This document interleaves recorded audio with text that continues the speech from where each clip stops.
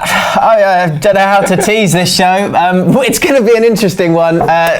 Shit's gone down. I mean, people have said shit show in regard to Ball Street content many a time. Well, this is going to be a shit storm today. This is going to be a shit storm indeed. This is your fan channel roundup, plus a bit of extra content as well at the end of the show with a Sunderland fan who's decided to curl one out at the Stadium of Light.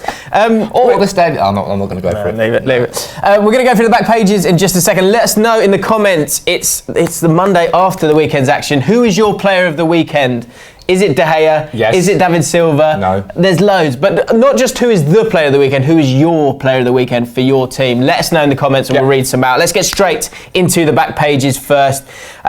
And the main two stories here are one, Gareth Southgate, and two, of course, Man City getting that late win, another late win against West Ham. I think most people were expecting them to completely blitz them. But let's start with Southgate, whose job is essentially safe regardless of how they do in the World Cup. How? I think that Martin Glenn, FA's Martin Glenn, has basically said that, look, we need continuity. The expectations after the last few tournaments haven't been great. And so he gave him this overwhelming vote of confidence and essentially said that if they do lose all the games in the group or essentially don't get out of the group, they will still have Gareth Southgate as the manager of England for the next few tournaments. Why would you possibly tell your manager that before going? Surely his incentive is to try and keep his job. He now knows he's in a very comfortable position. No matter what happens, I'm all right. Yeah, I think so. What they're saying as well, what Martin Glenn is saying, is about stage posting, which is a word I haven't really seen before. But essentially, what they're trying to say is, if we give him this vote of confidence and we say, look, we're sticking with this guy and the squad's going to have to evolve, which is what we've kind of all wanted. We want the young players to come through. We've seen that in the tournaments earlier in the summer. The idea is that, can we get to a quarterfinals on this occasion? And from there, you've basically put your flag in the ground and said, right, that's the starting point. Now let's look to improve the year after. Well, I suppose England have got to do something differently with managers. If it's given a vote of confidence like this before a World Cup and it works, then I'll eat my hat, but it just seems a bit strange. The final thing he said, that which kind of makes me feel a little bit scared that we're just copying other countries again, but if it works, then why not? He essentially said that Germany, it's worked. You have these players who are coming through. There's this clear development pathway for the elite players in England. You've seen that in Germany, seen that in Spain, and it's worked for them. So we're going to do the same and put our own emphasis on it. All right. So I can kind of understand it, but let's be honest. If they don't make it out of the group, people are going to be calling for his head. But who would come in his place? I don't know. Back to the back pages again. If you keep going through, there's the Guardian, but you've got again Bulletproof on the back of the Daily Mail. But David Silva's happy face is there, of course, and a lot of people talking about. If you look at the back page, of the Daily Mirror, it's Pep time now. Fergie time is dead. Third game on the trot that they've scored late, and it's a sign of champions. It's not. Fergie time is Fergie time. Pep time is not a thing. But precious over Fergie time. I love that. Man City. I said it last week when I was with. I think it was with Flav with you. I was saying, look, Man City are now scoring late goals too often for it to be considered luck or fortune. But on the other hand, 3 games in a row where they've gone into the last 10 minutes of games and they're not winning, which I suppose is one way to look at it from trying to be positive, because Man United are obviously playing City next. Yes. I did see some weaknesses in this City team, but in that last 15 minutes, they just throw everything forward, and no team so far has been able to withstand that pressure and not concede, which is a worrying thing for the rest of the league. And I guess the other side of it is the teams that they're playing are just really sitting back. We're going to go to a clip from West Ham Fan TV. Another video which we're not showing you now, but please go and check it out on West Ham Fan TV, is they've had a meeting with Karen Brady and they discuss what they sort of discussed in that meeting. It's really, really good video. So go and check out West Ham Fan TV after you've watched this live stream today. But this is a fan cam with Dom as he reflects after the defeat against Man City. Check it out. But yeah, I mean, we all knew what was going to happen the second half. City onslaught, and it didn't take long, did it? I was never really confident we were going to hold out for a point. I mean, obviously it would have been nice, but better today, Nick. For a side that is in so much disarray as we are at the minute. I mean, especially after Wednesday night, we look so much better today. I would have thought Wednesday really knocked our confidence. We come out, we look confident, we look sharper, we looked a lot fitter. Players were showing fight, passion, which is what we've lacked. I think we needed about 3 or 4 players, but we all know what Gold and Sullivan are like. They ain't going to fucking spend the money, are they? 30 million, I hear. We're all hearing it's 30 million for Moyes in January. That's not going to be enough for what we need, is it? Yeah. Maybe a few shitty little freebies and loans chucked in. Temporary Frees and loans in January are tough. Exactly. The only thing that could work in our favour if they're looking at loans is World Cup year. Oh yeah, I agree. Definitely. Yeah. A couple of English players out there want to break into the team. So slightly more upbeat, as a QPR fan who's been in the Premier League and you've done okay against a team that you've just defended your sort of lives for, that happens. It's the games that, like Don was saying, the games that are going to be coming up against those teams around them, that's where the spotlight will be on and the angle will come if they don't win or get the points out of those games. What do you mean, like losing 4-0 away to Everton? That's a great example, yeah, exactly. The other thing they're talking about there is free transfers and loans. Let us know, what does your team need? What players do you need? He's saying that there might be a few loans that they could get, especially in a World Cup year. There might be some good English players who need to be playing football.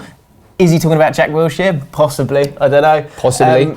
In terms of players of the week, De Bruyne with another assist, 35 now since September 2015. That's fantastic. Possibly my player of the week, but what have the guys been saying? We've got Coutinho for Brighton, against Brighton, sorry. Obviously David De Gea against Arsenal, he was absolutely outrageous. Eden Hazard scored 2 for Chelsea, he was in fine form. Lingard as well, getting a few shouts. There were some seriously good individual performances, but I'm trying not to be biased, but De Gea I've never seen a goalkeeping performance like it. Yeah, 14 saves, right? He equalled the record in a single game in a Premier League match, and it wasn't just at your saves. That double save he made from, I think it was Sanchez and Lacazette was just phenomenal, the reaction time for him to do it. Ultimately, United, on paper, shouldn't have won that game. 33 shots, I think Arsenal had 14, 15 on target. Yet we won 3-1, and that was largely down to David De Gea. We may be talking about it in more detail on Social Club, so I've got some quite strong views on this one. I'm going to keep it to myself you keep now. it to yourself. But Troopz has always got some strong views. This is his fan cam from the weekend, and he's talking about how the title race has gone for Arsenal. Yeah, we lost, but we showed fight, innit? You understand? We got to move on to the next game now. You get me? Because there was no title race, innit? Let's be real now, innit? The race is for top 4, innit? You understand? And the top 4 race is still on, blood, because them man they fuck up with the 1-1. Obviously Liverpool won, but we're gonna have to do this top 4, fam, innit? But we have to improve the next game, blood. We have to start quick. If we don't start quick, this gonna happen again. Yeah. I mean, Arsenal fans are pretty renowned for overreacting after certain losses, but I think with Man City playing so well and now United, Arsenal are going to struggle, I feel, to really properly compete for the Premier League this year. But what Arsenal faced against United was the best away performance that we've had against a top 6 team in like 2 seasons. Both games this season, Chelsea away and Arsenal away, we've come out of the blocks firing in the first 20 minutes. Difference is at Arsenal, we scored twice. We punished Arsenal for their mistakes. We were clinical at the start. And when you're 2-0 down in any game after 20 minutes, it's tough to get back in it. And, you know, Arsenal can have that exact same performance against a load of different teams and they'll win the match. It's just that they were coming up against, I would argue, the world's best goalkeeper, and they couldn't get past him.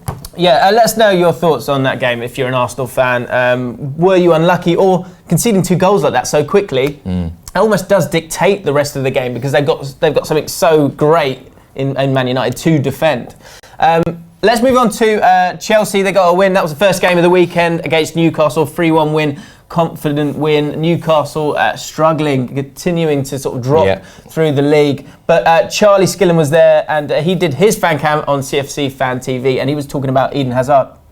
3 points is all that matters, and we did it with style today. Thought Hazard was absolutely brilliant today. Show why he's the best player in the league. He was so good, wasn't he? Well, the other thing is that he gets kicked from pillar to post every single week, and he's never on the floor. He sort of rises his tackles, you know, and he proved it. 2 goals. He nearly got a hat trick at the end, didn't he? Just before he came off. Just before he got taken off, which is a bit of a shame. But even more crucial than that is, you know, how many games we're playing. We've got to conserve energy. We've got to rest our best players. Claiming that Hazard is the best player in the Premier League. I think what is frightening and what villain of the weekend for me, Antonio Conte was asked quite specifically, how do we stop Eden Hazard for England in the World Cup? And he wouldn't let us know. But we have got a real problem here, England, because you've got probably the 2 best players, De Bruyne and Eden Hazard, are both Belgian, both on fire, and both are going to be facing us very soon. Let us know who you think is the best player in the Premier League in the comments below. But now, bizarrely, as if you're giving that a drum roll. Did you really just give that a drum roll? Right, It's a shit game. I don't even know what to say. All I can say is, as a fan of a team that has lost a lot of games in my time, I was hoping you were going to say, as somebody who has also shat in a stadium once before. So let's look at the story itself. Essentially, a bloke at the Stadium of Light, Sunderland, on a awful run, have been struggling time and time again.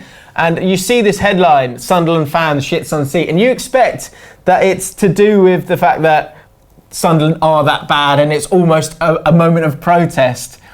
But no, as the reports have gone out, I don't know, are we showing the video now? Is it as I'm talking? Right. Here it is, but I mean, don't worry, you're not seeing too much that's too bad. You're seeing enough. And where do you go once these kind of things have happened to get some real, honest summary on such a moment? You go to the forums, and this is Shieldsan86. He's saying, because there's a lot of dispute of did it happen or did it not happen.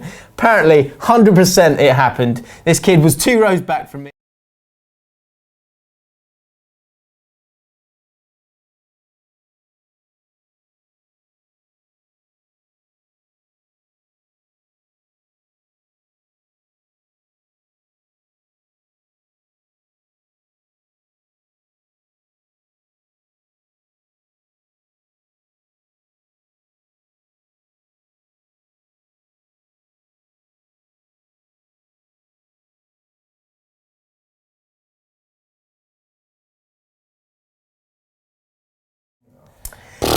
I mean, I know it's breakfast, and I apologise for you having to watch that, but it is newsworthy in my sense. It's a fan roundup. This is a fan roundup. I want to know something, right? Because we've all done bad things at football stadiums before. Some, clearly, a little bit worse than others. What I want to know in the comments is, what is the worst thing that you've done in a football stadium? I'm not talking about sneaking a can in past the steward. Is there something worse that you have done? I've also discussed poo, Q, shame in the past. Maybe this was just an example of that. He was scared to go.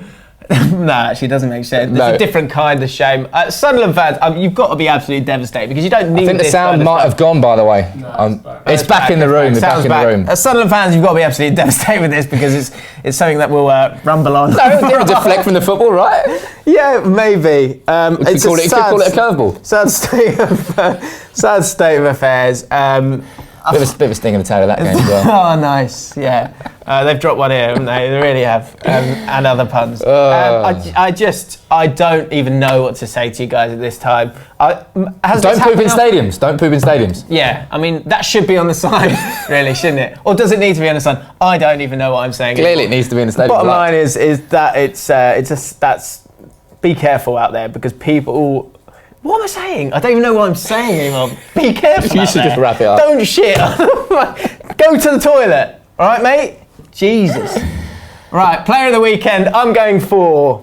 You're going for David De Gea. Yeah. Do you know, one thing I would say about that is literally every time he touched the ball, I was in the pub and you could hear people going, and that's why he's the best in the world. It's just like, are we going over the top? That sounds like my sort of pub, right? I don't know. For me, Lingard was my player of the weekend. I thought he was superb. I thought you're starting to see.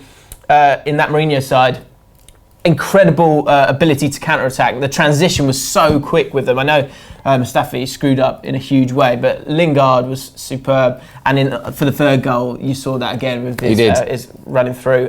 Well, we've got every Monday saying he wet willied a fan 2 rows in front of him once. Absolutely no need for that. Why have you done that? That's disgraceful. Somebody threw beer at away fans. Oh, really?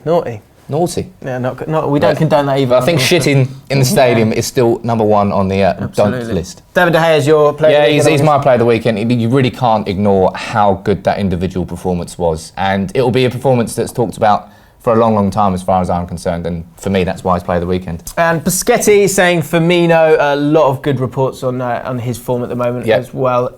Right, so that's it for Monday's news at 10. Let us know your thoughts on what happened this weekend. Let us know your player of the weekend as well. Don't miss Social Club. It'll be on this afternoon, certainly by around 5 p.m. you will be able to watch some Social Club goodness, so make sure you go and check that out. Be generous and hit that subscribe button, hit that like button, and we'll see you then.